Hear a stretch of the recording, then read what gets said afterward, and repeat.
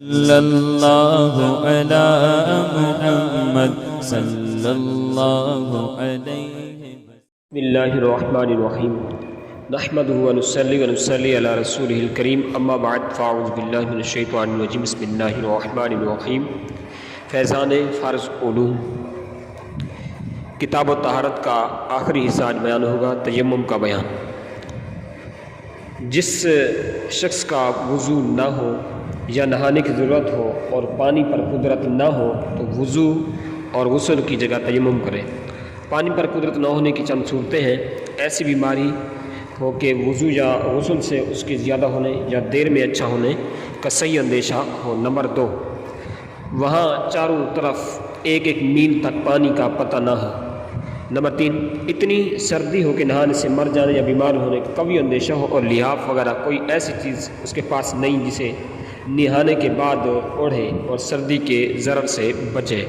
نہ آگ ہے جسے تاپ سکے تو تیمم جائز ہے۔ نمبر 4، دشمن کا خوف ہو کہ اگر اس نے دیکھ لیا تو مار ڈالے گا یا مال چھین لے گا، یا اس غریب ندار کا قرض خواہ ہے کہ اسے قید کرا دے گا، یا اس طرف سانپ ہے وہ کاٹ کھائے گا، یا شیر ہے پھاڑ کھائے گا، یا کوئی بدکار شخص ہے اور یہ عورت اور یہ مرد ہے جس کو اپنی بے آبروئی کا گمان صحیح ہے تو تیمم جائز ہے۔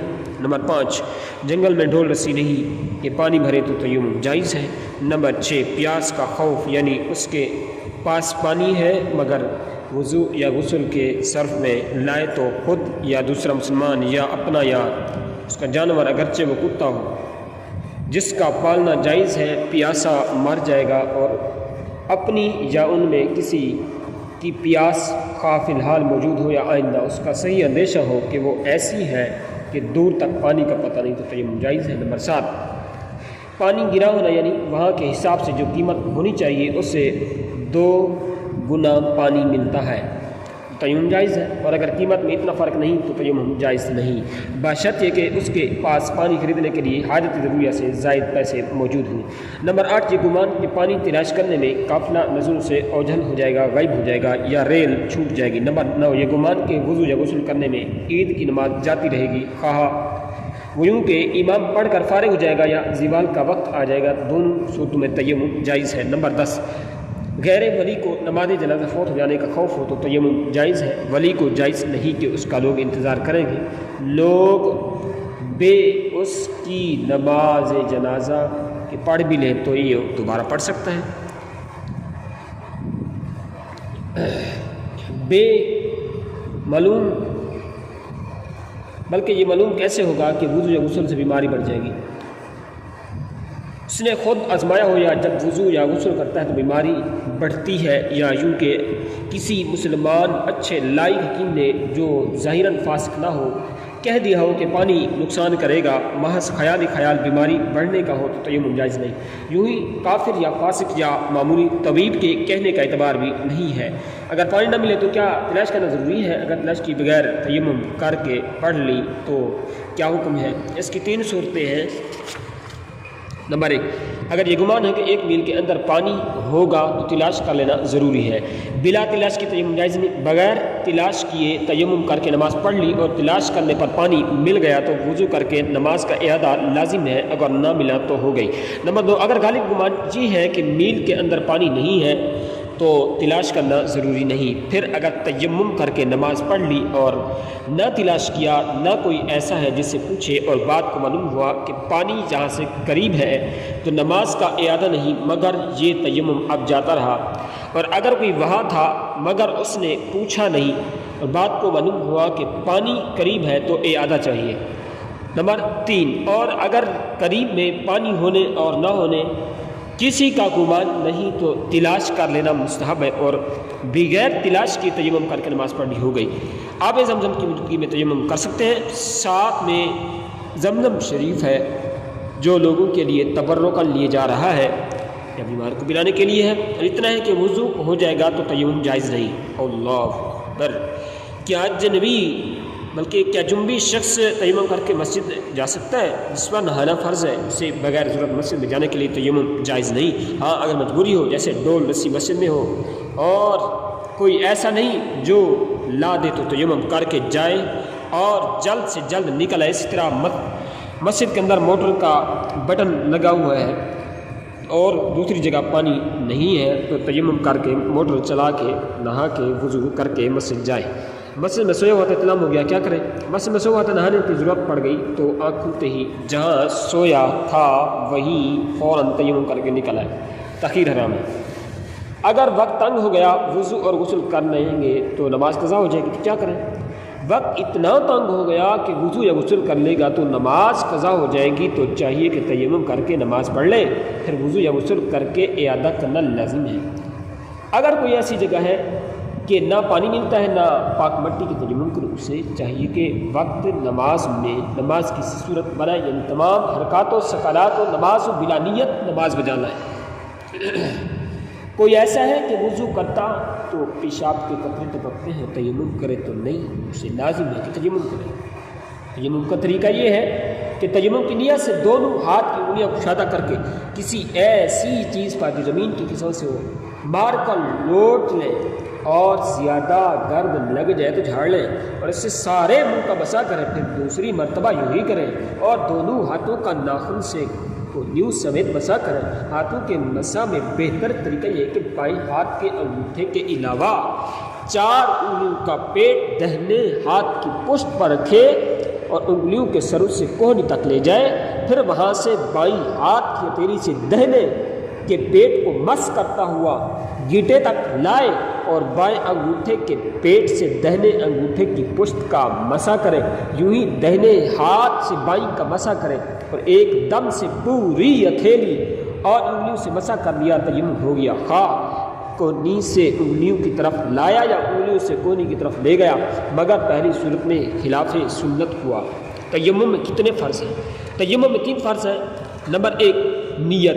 اگر کسی نے ہاتھ مٹی پر مار کر منہ اور ہاتھوں پر پھیر لیا، نیت نہ کی، تیمم نہیں ہوئے گا۔ نمبر 2 سارے منہ پر ہاتھ پھیرنا، اسی طرح کی کوئی حصہ باقی نہ رہ جائے، اگر بال برابر بھی کوئی جگہ رہے گی تو تیمم نہیں ہوا۔